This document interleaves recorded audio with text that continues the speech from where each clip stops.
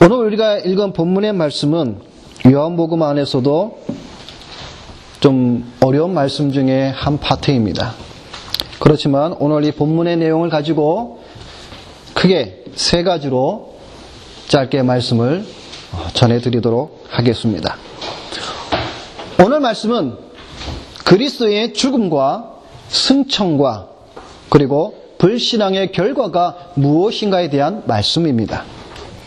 제일 먼저 우리가 살펴볼 것은 바로 그리스도의 승천에 대해서 우리가 한번 말씀을 보도록 하겠습니다. 오늘 본문 21절 시작에 다시 이르시되 내가 가리니 라고 말씀을 시작하고 있습니다. 다시 이르시되 라는 말은 말씀의 반복을 의미하고 있습니다. 무엇을 반복하는 말씀입니까? 내가 가리니 라는 말입니다. 내가 가리니. 자, 이 말씀은 요한복음 7장에 있는 말씀의 반복입니다. 요한복음 7장 33절 말씀에 보면 예수께서 이르시되 내가 너희와 함께 조금 있다가 나를 보내신 이에게로 돌아가겠노라 말씀이 있습니다. 내가 가리니라는 이 말씀은 바로 7장에 나오는 말씀, 나를 보내신 이에게로 돌아가겠다라는 말씀을 지금 8장에 와서 다시 예수님께서 말씀을 해주고 있는 겁니다. 근데 여러분, 이 유대인들은 이 예수님의 말씀을 지금 이해하지 못하고 있습니다. 지금 예수님께서 지금 뭘 말씀하고 있는지 이 유대인들은 깨닫지를 못하고 있는 겁니다. 그래서 오늘 본문 21절에 계속해서 보면 뭐라고 말씀해 주고 있습니까? 너희가 나를 찾다가 너희 죄 가운데서 죽겠고 나의 가는 곳에는 너희가 오지 못하리라. 자, 여러분, 이 말씀이 요한복음 7장 34절 말씀하고 또 동일한 말씀이 되어져 있습니다. 요한복음 7장 34절 말씀에 보면 너희가 나를 찾아도 만나지 못할 터이요 나 있는 곳에 오지도 못하리라 하신대.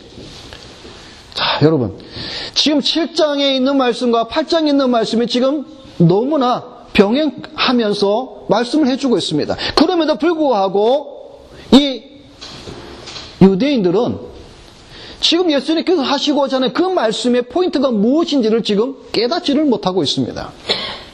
자, 그래서 요한복음 7장에 우리 한번 봅시다. 그럴 때에 이 유대인들이 사람들이 뭐라고 말씀을 하고 있습니까? 7장 35절에 자, 봅시다. 이에 유대인들이 서로 묻되 이 사람이 어디로 가기에 우리가 그를 만나지 못하리요? 헬라인 중에 흩어져 사는 자들에게 가서 헬라인을 가르칠 터인가? 지금 이 유대인들은 이 말을 깨닫지 못합니다. 그래서 나를 찾아도 만나지 못할 터이요 나 있는 곳에 오지도 못하리라 한 이 말이 무슨 말이냐? 무슨 말이냐 도대체? 자, 그런데 오늘 우리 요한복음 8장의 본문의 22절에 이 유대인들 또 뭐라고 말씀해 주고 있습니까? 우리 22절 우리 한번 다 같이 볼까요? 요한복음 8장 22절.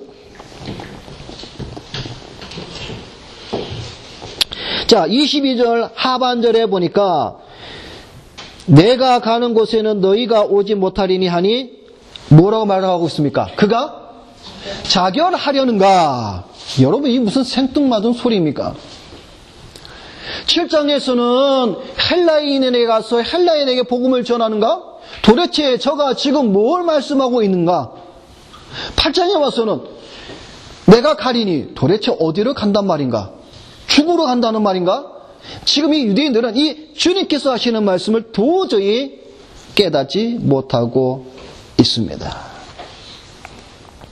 그런데 여러분, 사실 오늘 우리가 이 요한복음 8장 21절부터 30절까지의 말씀은 한편으로는 아주 무거운 우리의 신앙에 관한 말씀을 해주고 있습니다. 바로 오늘 이 첫 번째로 우리에게 말씀해 주는 것은 바로 그리스도의 승천에 대해서 말씀을 해주고 있습니다. 내가 가리니 나를 보내신 이에게로 내가 돌아가겠으니 그 말씀은 무슨 말씀입니까? 그리스도의 승천을 말씀을 해주고 있습니다. 여러분에게 한번 질문을 드립니다. 그리스도께서 승천하심이 여러분에게 어떤 유익이 있습니까? 여러분, 우리가 신앙생활을 하면서 우리가 한 가지 생각해야 될 것은 무엇이냐면, 많은 사람들은 세상의 것에 대해서는 관심을 가지고 나에게 어떤 유익이 있을까라고 우리는 늘 계산을 합니다. 우리가 어떤 사람을 만날 때 내가 저 사람을 만나면 나에게 어떤 유익이 있을까? 내가 이 직장을 다니면 나에게 어떤 유익이 있을까? 내가 이 물건을 사면 나에게 어떤 유익이 있을까라고 우리는 항상 계산적으로 살아갑니다. 우리가 참된 크리스찬이라면 우리가 신앙이 있어서도 우리에게는 마찬가지입니다. 우리가 생각해 보는 것이 바로 이런 것이죠. 그리스도가 승천하심으로 말미암아 나에게 주는 신앙의 참된 유익은 무엇인가? 여러분 생각해 보신 적이 있습니까? 자, 어떤 사람에게 이렇게 질문을 합니다. 예수님께서 승천하셨습니다. 당신에게 그것이 어떤 유익이 있습니까? 그러면 대부분의 사람들은 그럽니다. 그래서 so what? 그래서 뭐 어쩌자고. 신앙과 믿음의 답변을 할 수가 없습니다. 왜? 한 번도 관심을 두지 않았기 때문에. 여러분, 우리가 예배 시간에 항상 신앙 고백, 사도신경을 고백을 합니다. 그 가운데 무엇이 있습니까? 하늘에 오르사. 여러분이 우리가 신앙 고백으로 하늘에 오르사라고 여러분이 고백할 때에 그 고백 안에 여러분이 어떠한 신앙과 믿음의 고백이 담겨져 있습니까? 하늘에 오르사. 그것이 여러분과 자신 속에 어떤 유익이 있다고 여러분이 믿음으로 고백을 하시겠습니까? 오늘 우리가 이 그리스도께서 하늘에 오르시는 이 승천, 우리에게 어떤 유익이 있을까라는 것을 보고자 하는 겁니다. 예수님께서 우리를 위해 이 땅으로 내려오셨던 것처럼 우리를 위해 다시금 하늘로 올라가셨습니다. 이를 통해서 그분은 우리가 그곳에 들어갈 수 있도록 무엇을 해주셨냐면 허락해 주셨다는 겁니다. 우리가 그곳에 들어갈 수 있도록 허락해 주셨을 뿐만 아니라 과거 우리의 죄 때문에 닫혀있던 하늘의 문이 이제는 우리에게 열려져 있다는 사실을 가르쳐주고 있다는 사실입니다. 그러니까 여러분, 우리가 하늘에 오르사 그리스도께서 승천하심으로 말미암아 오늘 우리에게 주시는 유익이 무엇이냐면 그곳에 들어갈 수 있는 허락과 하늘의 문이 열렸다라는 사실입니다. 이것을 좀 더 우리가 구체적으로 말하면, 첫째, 그리스도께서 승천하심으로 말미암아 우리에게 주시는 유익은 무엇이냐면 그리스도가 우리의 대연자가 되어서 하늘에서 우리를 위해 성부 아버지 앞에서 간구하신다라는 사실입니다. 예수님께서 승천하셔서 그냥 하늘에만 있는 것이 아니라 저와 여러분의 대연자가 되어서 지금도 이 시간에도 성부 아버지 하나님 앞에서 저와 여러분을 위해서 지금도 간구하고 있다라는 사실입니다. 여러분, 이게 얼마나 큰 위로와 소망의 말씀이 아닙니까? 여러분이 성도들이 대부분 이런 거를 많이 부탁을 하죠. 집사님, 저를 위해서 기도 좀 해주세요. 권사님, 저를 위해서 기도해 주세요. 성도님, 저를 위해서 기도해 주세요. 목사님, 저를 위해서 좀 기도해 주세요. 우리는 많이 부탁을 합니다. 그리고 부탁을 받습니다. 근데 여러분, 우리가 어떻습니까? 그들을 위해서 기도하죠. 기도의 부탁을 받았을 때. 근데 여러분, 우리가 때때로 못할 때가 많이 있습니다. 근데 여러분, 예수 그리스도는 우리 인생과 같지 않아서 예수 그리스도는 하루도 1시간도 1분도 1초도 빠짐없이 아버지 앞에서 저와 여러분을 위해서 늘 간구하고 있다라는 사실을 여러분 잊지 마시기를 바랍니다. 지금 이 시간에도 여러분을 위해서 아버지 앞에서 간구하고 계시는 분이 바로 누구냐면 바로 예수 그리스도라는 사실입니다. 왜? 그분이 이 땅에서만 계시지 않았고 하늘로 승천하셔서 그 아버지 앞에 보좌 앞에 가셔서 그 아버지의 보좌 우편에서 저와 여러분을 위해서 기도하고 계시다라는 사실입니다. 여러분, 복음성가 중에 여러분이 그 복음성가를 아시죠? 당신이 지쳐서 기도할 수 없고, 여러분, 우리가 지쳐서 기도할 수 없고, 때로는 나를 위해서 기도해 주시는 분이 때때로는 나를 위해서 기도해 주지 못할 때가 있어도, 누군가 널 위해서 기도해 주시는 그분이 바로 누구입니까? 바로 예수 그리스도입니다. 여러분, 실망하지 마십시오. 세상의 주변 어떤 사람도 여러분을 위해서 기도해 주지 못한다 할지라도 여러분, 그리스도가 기도하시고 계시다는 그 사실을 여러분이 믿음으로 소망을 가지시기 바랍니다. 누군가 널 위해서 기도하네. 지금 이 시간에도 여러분을 위해서 승천하신 예수 그리스도께서 기도하고 있다는 사실입니다. 그래서 로마서에 사도 바울은 말씀하기를 죽으실 뿐만 아니라 다시 살아나시는 이는 그리스도 예수시니 그는 하나님 우편에 계신 자요 우리를 위하여 간구하신 자시니라. 로마서 9장 34절에 말씀하고 있습니다. 우리를 위하여서 간구하신 자, 그분이 바로 누구냐면 다시 살아나셔서 하나님 우편에 계신 자라는 사실입니다. 그분은 보좌 우편에서 자신의 백성들을 위하여 간구하십니다.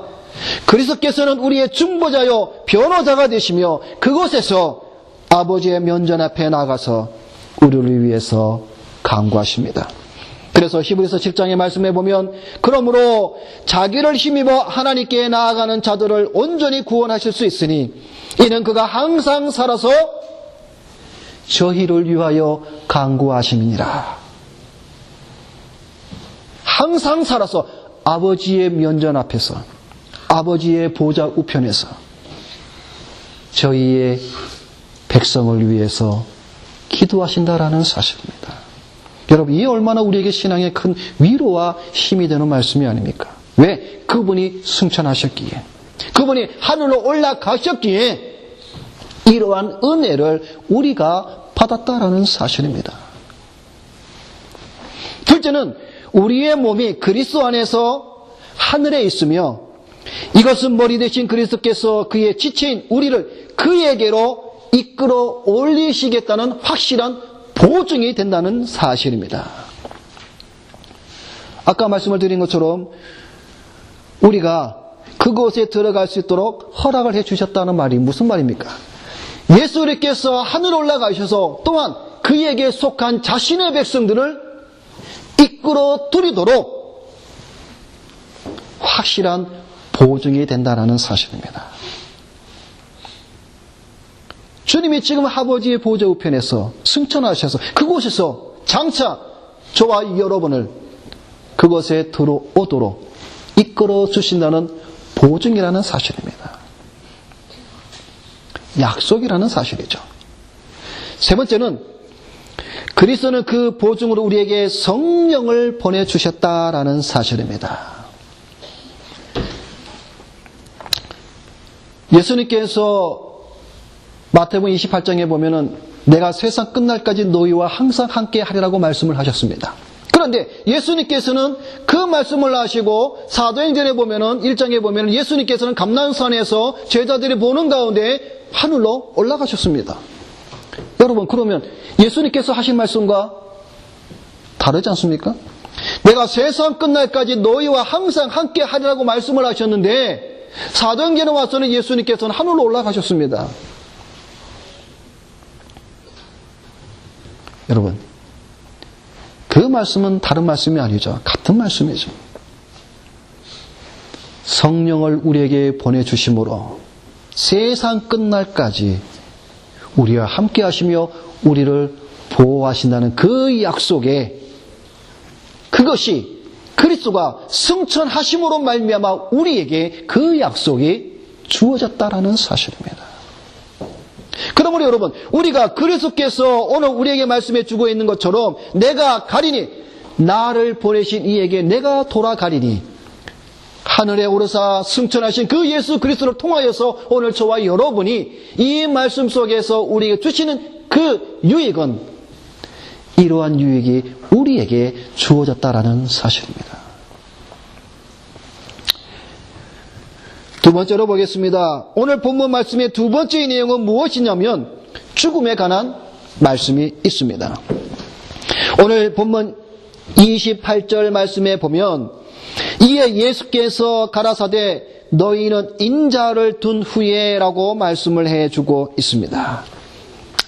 인자를 둔 후에, 여러분, 든다라는 이 말, 들린다라는 이 말은 우리가 요한복음에서는 아주 좀 중요하게 우리가 살펴보아야 될 단어인데 요한복음에 보면은 3번 정도 나옵니다. 자, 먼저는 요한복음 3장 14절 15절입니다. 자, 우리 한번 찾아볼까요? 요한복음 3장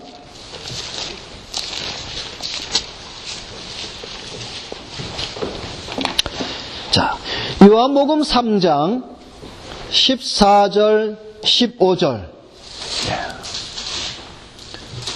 자, 우리 다 같이 우리 함께 읽겠습니다. 모세가 광야에서 뱀을 든 것 같이 인자도 들려야 하리니 이는 그를 믿는 자마다 영생을 얻게 하려 하심이니라. 자, 두 번째는 오늘 우리가 읽은 요한복음 8장 28절의 본문의 말씀입니다. 세 번째는 요한복음 12장입니다. 12장.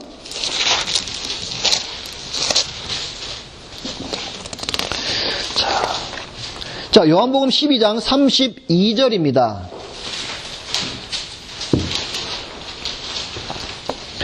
자, 요한복음 12장 32절 우리 다 같이 읽겠습니다. 내가 땅에서 들리면 모든 사람을 내게로 이끌겠노라 하시니. 자, 그리고 여러분 33절 우리가 미리 한번 읽어봅시다. 33절.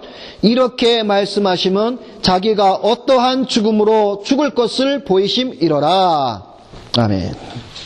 자, 요한복음에 든다, 들려야 하리니, 들린다라는 이 말은 예수 그리스도께서 결국 십자가에 못 박히실 필요성과 당위성에 대해서 우리에게 말씀을 해주고 있는 겁니다.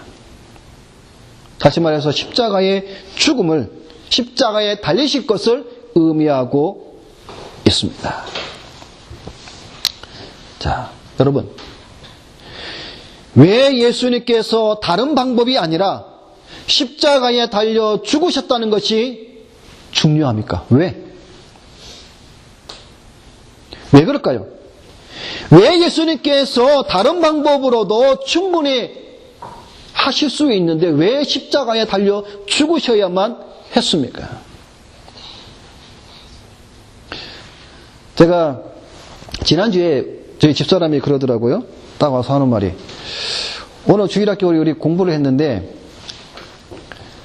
태민이가 이런 거를 질문을 하더래요. 그 뭘 질문을 했냐 그랬더니, 왜 성막의 문이 왜 동쪽에 있어야 되냐? 왜?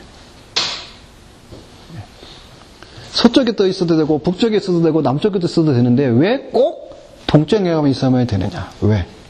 예? 왜 동쪽에만? 여러분, 이 질문이 여러분 어떤 질문이라고 여러분 생각합니까? 그냥 어떤 별로 중요하지 않은 질문이라고 여러분 생각하십니까? 아주 중요한 질문이에요. 여러분 생각해 보셨어요? 성막에 왜 문이 꼭 동쪽으로만 있어야 되는지. 여러분, 이것도 신앙의 아주 중요한 질문입니다. 왜 동쪽에 문이 있어야 되는지. 성막에 왜 동쪽으로 문이 있어야 되는지. 여러분, 그것이 그리스도와 메시아와 구세주에 연관된 말씀입니다. 그게 아주 중요한 질문이에요. 마찬가지로 왜 예수님께서 십자가에 죽으셔야 했는가? 왜? 여러분, 우리가 기독교는 십자가의 종교다라고 말하죠. 왜 십자가의 종교일까? 왜 십자가만을 통해서 우리가 구원을 받아야 되는가? 왜? 여러분, 우리의 신앙생활에 있어서 의심은 우리에게 피해를 주지만 왜라는 것은 우리의 신앙에 많은 유익과 도움을 줍니다. 여러분, 항상 우리의 신앙과 믿음 속에서 여러분 항상 왜라는 것을 여러분이 늘 한번 물음표를 물어보시기 바라요. 왜 성막의 문은 동쪽에만 있었을까? 왜 예수님께서 십자가의 그 방법으로만 달리셔야만 했는가? 왜 예수 그리스도만이 구원의 이름이고 왜 예수 그리스도만이 길이요 진리요 생명인가? 왜? 여러분은 왜 그리스도를 믿습니까? 이러한 질문이 여러분에게 있어서 참된 신앙으로 여러분 가는 도구입니다. 자, 그래서 질문을 드립니다. 왜 예수님께서 다른 방법이 아니라 십자가에 달려 죽으셨고 왜 그리스도는 죽으셔야만 했습니까? 왜? 그것은 십자가의 죽음은 하나님의 저주의 죽음이기 때문에 그렇습니다. 그의 죽음은 여러분이 받아야 할 저주를 대신 짊어졌다는 확신을 십자가를 통해서 우리에게 보여준다는 사실입니다. 여러분 왜 그럴까요? 십자가에서 죽는다는 것은 저주 아래에서 죽는다는 것의 표현입니다. 그래서 그 십자가에서 저주로 말미암아 죽어야 될 사람이 누구냐면 바로 여러분입니다. 내가 그 저주받을 그 십자가에서 죽어야 되는 내가, 여러분이 그곳에서 죽어야 되는데 나 대신에 그리스도께서 하나님의 저주의 죽음을 담당하사 그곳에 죽으셨다라는 겁니다. 하나님의 공의와 진리가 또한 그것을 요구하고 있기 때문에 그렇습니다. 즉 오직 하나님의 아들의 죽음을 통하는 방법 외에는 여러분의 죄에 대한 값을 지불할 수 있는 다른 방법이 없기 때문에 그렇습니다. 하나님이 요구하시는 죄에 대한 값의 대가는 바로 십자가에서 죽는 것밖에 없다라는 사실입니다. 그것이 하나님이 요구하시는 공의와 진리가 그것을 요구하고 있기 때문에 그렇습니다.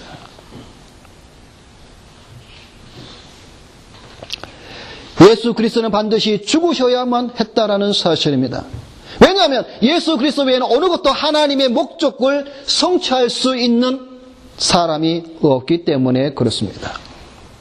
또한 우리의 죄를 대신하여서 그 죄의 값을 지불하여 사해 줄 사람이 없기 때문에 그렇습니다. 오직 예수 그리스도만이 우리의 모든 지은 죄에 대한 값을 지불하시고 아버지의 공의와 진리에 대한 요구를 만족시킬 수 있는 분이 그리스도밖에 없기 때문이라는 것입니다. 그래서 우리가 방금 읽었던 요한복음 12장 33절에 이렇게 말씀하시면 자기가 어떠한 죽음으로 죽을 것을 보이심이라. 내가 십자가에 달려야 하리니. 여러분, 예수님께서 내가 십자가에 달려야 하리니 그럴 때에 안 됩니다 라고 말한 사람이 있었죠. 누굽니까? 사도 중에 사도 베드로가 그랬죠. 베드로가 주님 안 됩니다. 십자가에 지면 안 됩니다. 그때 예수님께서 뭐라고 말씀하고 있습니까? 사단아 물러가라. 근데 여러분 이 말씀의 장면이 어떤 말씀 후에 나온 말씀이었습니까? 베드로가 주님에게 대한 우리의 신앙의 참된 고백을 한 후 바로 그 직후입니다. 사람들이 예수 그리스도를 향해서 누구라고 할 때에 많은 사람이 이런 사람 저런 사람 말하 했을 때에 베드로가 뭐라고 말씀해주고 있습니까? 저는 그리스도시요 살아계신 하나님의 아들입니다 라고 고백을 하였습니다. 그럴 때 예수님께서 바요나 시몬아 내가 복이 있도다. 그것을 알게 하신 이는 육이 아니라 하늘에 계신 내 아버지께서 너로 하여금 알게 하셨구나. 음부의 권세가 이기지 못할 내 교회를 반석 위에 세우리라. 너의 신앙 고백 위에 내 교회를 세우리라. 그런 말씀을 하시고 난 후에 예수님께서는 내가 이제 십자가의 죽으러 예루살렘으로 올라간다. 그랬더니 베드로가 바로 안 됩니다.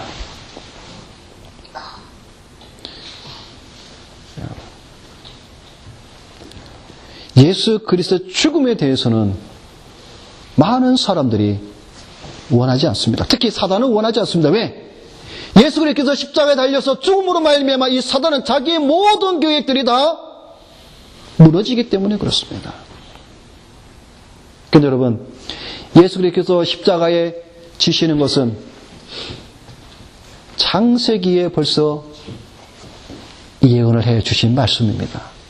여러분, 예수님께서 십자가에 달리 돌아가시기 전 그 십자가를 달리신 그 사건이 먼 창세기 거기까지 올라가서 보면 무슨 말씀이 있습니까?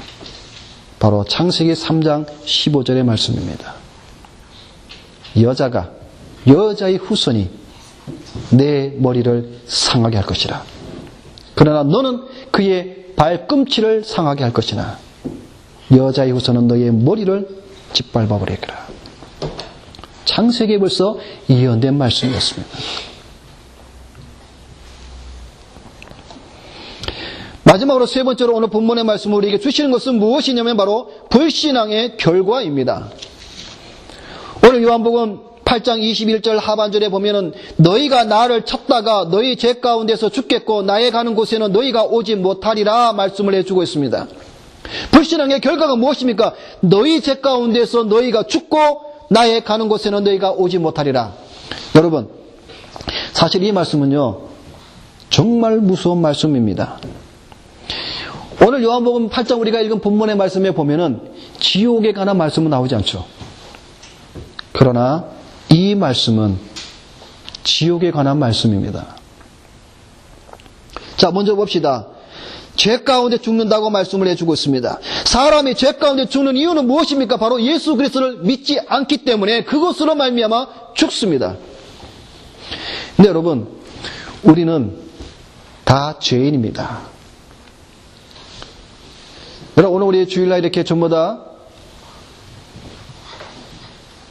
좋은 옷으로, 깨끗한 옷으로 깔끔하게 우리가 이렇게 나와 있습니다. 근데 여러분, 우리의 마음의 뚜껑을 열어보면 온갖 더럽고 추잡한 것들이 다 우리의 마음속에 있습니다. 우리가 죄가 있습니다. 근데 여러분, 우리 사람은요 하나님의 은혜가 떠나고 하나님의 은혜가 없을 때에는 행하는 것은 죄밖에 없습니다. 그래서 여러분, 구약의 이스라엘 백성들이, 특히 제사장들이, 특히 장로들이, 특히 지도자들이 하나님을 향해서 온전히 섬기지 아니하고 그들이 하나님의 눈을 피해서, 사람들의 눈을 피해서 그들은 숨어서 얼마나 타락한 범죄한 죄를 저질린지 모릅니다. 그게 우리 인간의 본성이에요. 성품이에요. 하나님의 눈을 가리고 사람의 눈을 가리고 우리 인간은요 몰래 죄를 짓습니다. 그 가증한 죄들을 어떻게 짓는지 우리 한번 볼까요? 우리 에스겔서를 한번 봅시다. 구약성경 에스겔 7장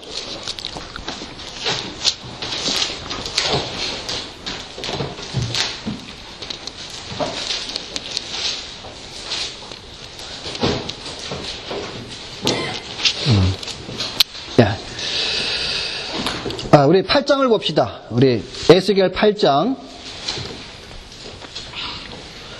자, 8장 5절.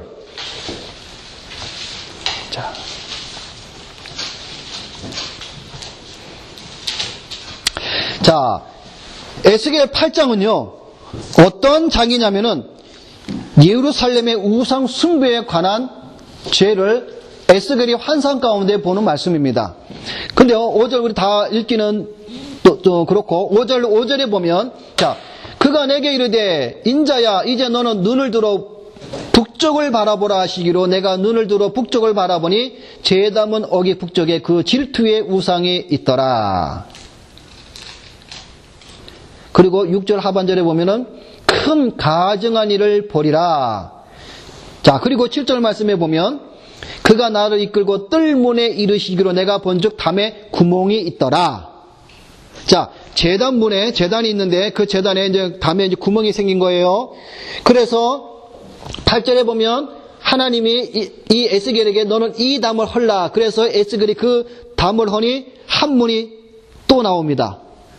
그래서 9절 말씀에 보면 하나님께서 에스겔에게 들어가서 보라. 그래서 에스겔이 들어가서 보니까 거기에서 행하는 가증하고 악한 일을 봅니다. 뭘 봅니까? 10절에 보니까 내가 들어가 보니 각양 곤충과 가증한 짐승과 이스라엘 족속의 모든 우상을 그 사방벽에 그렸고 이스라엘 족속의 장로전 70명이 그 앞에 섰으며 장로들이, 지도자들이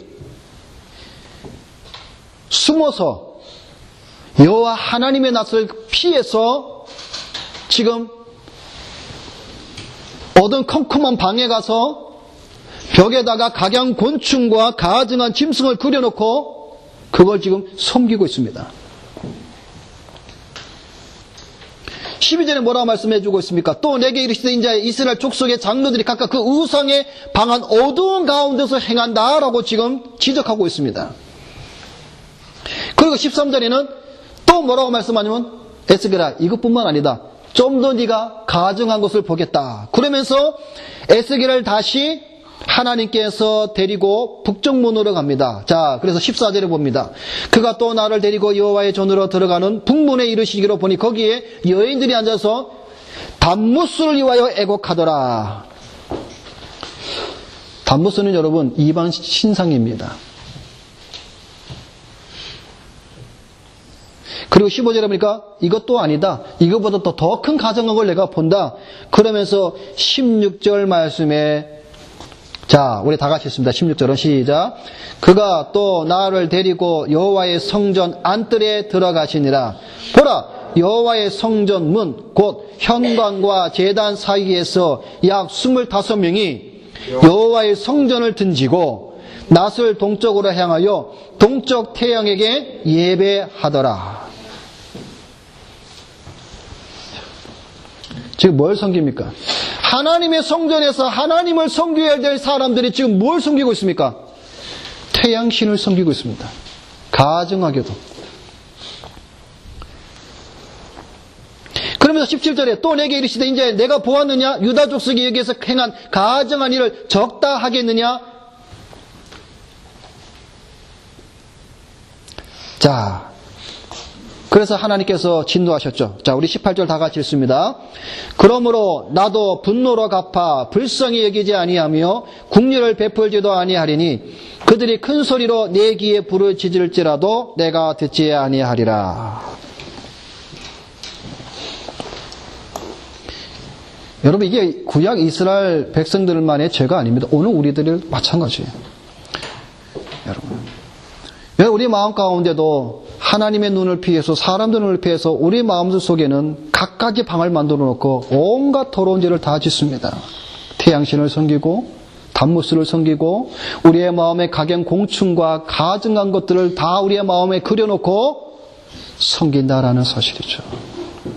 여러분 그러나 하나님은 사람은 우리 속담에도 그런 말이 있죠. 10길 물속은 알아도 한 길 사람 속은 모르지만 하나님은 여러분 우리의 중심을 보신다 말씀하고 있습니다. 우리가 아무리 겹겹이 둘러싸고 우리의 마음을 닫아도 하나님은 여러분의 중심을 보고 계신다라는 사실이죠.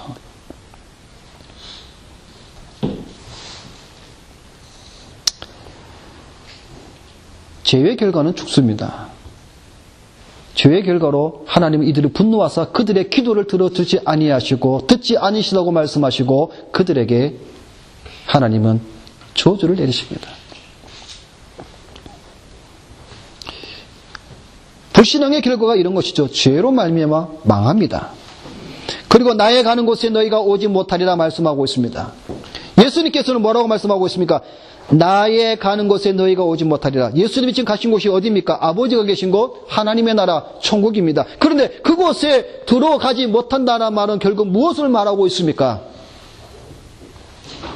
내가 오는 곳에 내가 있는 곳에 너희가 오지 못하는 것은 너희가 가는 곳은 지옥이라는 사실입니다. 지금 이 말씀을 하고 있는데도 불구하고 지금 유대인들은 이 예수 그리스도의 말씀을 지금 이해하고 있지 못한다는 사실이죠. 여러분 사람은 죽으면 아브라함의 품이나 음부 둘 중에 한 곳에 가게 되어 있습니다. 여러분 누가복음 16장에 보면 부자와 거지 나사로의 비유를 여러분 잘 알 것입니다. 여러분 이 부자와 나사로의 비유는요 그냥 단순한 아이들에게 재미난 이야기를 들려주는 그러한 동화 얘기가 아닙니다. 이 부자와 거지 나사로의 이 비유 속에는 이루 말할 수 없는 성경에서 우리에게 가르쳐주는 수많은 진리들이 감춰져 있습니다. 거기에 보면 거지 나사로는 아브라함의 품에 가 있고 부자는 지옥에 가 있습니다. 그런데 여러분 거기에 보면 이런 말씀이 있습니다. 부자가 아브라함에게 부탁을 하죠. 저 나사로로 하여금 손끝에 물을 찍어서 이 불꽃 가운데 고통당하는 나에게 좀 시원하게 해달라. 그랬더니 너와 그 사이에는 뭐죠? 갭, 구덩이가 있어서 오가지 못한다고 그럽니다. 그랬더니 부자가 말합니다. 그러면 저 나사로를 다시 살려 내려보내서 내 형제가 있는데 그들에게 가서 이곳에 오지 않도록 말씀을 전해라 부탁을 합니다. 그랬더니 뭐라고 말합니까? 거기에 이런 말씀이 있습니다. 모세와 선지자들의 말을 듣지 아니하는 자들이. 여러분, 모세와 선지자의 글들은 누구를 여러분 말씀하고 있습니까? 예수 그리스도죠. 우리가 지난 우리 금요일 시간에 우리 성경 공부 통해서 그랬죠. 모세와 선지자들과 시편의 글이 누구를 가리켜 기록한 것이라고요? 예수 그리스도. 결국 그들의 불신앙은 무엇이냐면 바로 영원히 꺼지지 않는 불못 지옥이라는 것입니다. 자, 말씀을 마무리합니다. 자, 이런 말씀을 할 때에 이 유대인들이 뭐라고 말하냐면 네가 누구냐? 내가 누구냐라고 질문을 합니다. 내가 누구냐? 지금 이런 것들을 지금 말하고 있는 내가 누구냐? 여러분, 내가 누구냐? 너 누구니? 라고 말하는 것은 여러분 크게 두 가지 의미가 있죠. 그죠? 여러분, 너 누구냐라고 말할 때 우리가 첫 번째로 어떨 때 우리가 씁니까? 상대방이 누군지 모를 때. 그죠? 당신 누구예요? 누굽니까? 또 하나 의미는 뭡니까? 뭔가 놀랐고 어떤 거에 대해서 예를 들면 그런 거죠. 어떤 사람이 어떤 거에 대해서 막 모를 것 같았는데 어떤 분야에 대해서 예를 들면 수학의 어떤 미분, 적분 이런 것들을 내가 볼 때는 애가 좀 모자라고 멍청하게 생겼는데 미분, 적분 이런 수학의 이런 것들을 막 설명을 합니다. 그러면 수학을 좀 아는 사람들은 놀라죠. 그러면서 두려움으로 너 정체가 뭐냐? 너 누구냐? 이런 의미가 있잖아요. 지금 이 유대인들이 그래요. 지금 유대인들은 예수가 목수의 아들, 우리가 아는 요셉의 아들, 목수인데 지혜도 없을 것 같은데 지금 이 예수 그리스도가 하늘의 진리, 하나님 나라의 복음을 지금 전하고 있는데 이 유대인들이 듣다 보니까 두려운 거예요. 내가 누구냐? 이런 진리를 말하고 있는 내가 누구냐? 처음에는 이 유대인들이 조롱하고 멸시했지만은 듣고 나온 후에는 두려운 거예요. 너 누구냐? 당신 누구냐? 내가 누구냐? 그럴 때 주님이 그들에게 다 한마디 하죠. 나는 처음부터 너에게 말하여 온 자니라. 처음부터. 나는 처음부터 너에게 말하여 온 자니라. 나는 위에서 났고 위에 속한 사람이고 너희는 땅에 속하였고 땅에서 난 자이기에 나는 처음부터 너에게 말하온 자니라 말씀을 해주고 있습니다. 말씀을 맺겠습니다. 바울은 예수 그리스도를 아는 것이 가장 고상하다고 고백하였습니다. 예수 그리스도의 죽으심과 승천하심을 통하여 주시는 은혜가 무엇이며 그것이 왜 중요한 것을 우리는 더욱 깊이 알아가는 성도가 되어야 됩니다. 이것이 참 신앙이고 믿음입니다. 그리고 이것이 여러분으로 하여금 세상을 이겨가 나가는 진리의 말씀의 검이 된다는 사실입니다. 오늘 그리스도의 죽으심과 승천하심과 또한 불신앙의 결과의 이 말씀을 통해서 여러분 우리의 신앙을 다시 한번 되돌아보는 여러분이 되시기를 주님의 이름으로 부탁을 드립니다. 기도하겠습니다.